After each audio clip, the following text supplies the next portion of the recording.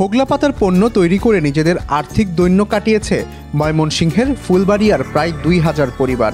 সংসারের কাজের ফাঁকে নারীরা আর্থিকভাবে স্বাবলম্বী হয়েছেন, পাশাপাশি ভাগ্য বদলেছে উদ্যোক্তাদেরও। প্রান্তিক গ্রামগুলোতে তৈরি হওয়া হোগলা পাতার পণ্য রপ্তানি হচ্ছে ইউরোপ সহ বিশ্বের বিভিন্ন দেশে।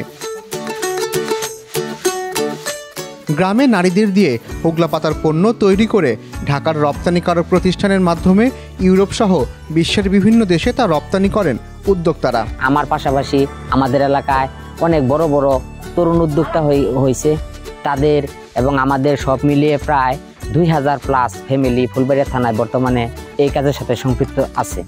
বিভিন্ন কারখানায় ঘুরে দেখা যায় হোগলা পাতায় তৈরি হচ্ছে বিভিন্ন পণ্য।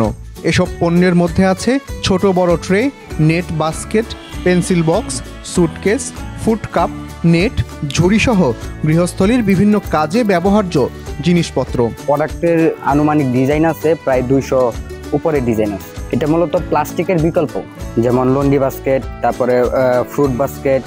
মানে মেন কথা হলো ওরা দৈনন্দিন কাজে যা যা লাগে প্লাস্টিকের বিকল্প এই ব্যবহার করে। সব দেশে ফলে খালি আমার বাংলাদেশে খালি তৈরিটা হয়, কিন্তু আঙ্গুর বাংলাদেশে তৈরি হলে কি আমরা এটা বুঝি না যে এটা আঙ্গুর কতটা গুরুত্বপূর্ণ।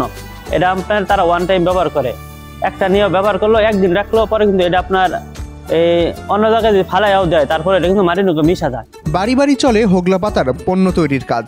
গ্রামের নারীরা হোগলা পাতার পণ্য তৈরির কাজ করে বাড়তি টাকার মুখ দেখছেন।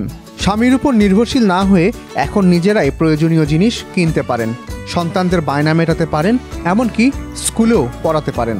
আমরা সংসারের কাজের ফাঁকে এই কাজ চালাইয়া যাই। আমার এই টাকা কাজে অনেক কাজে খাটে।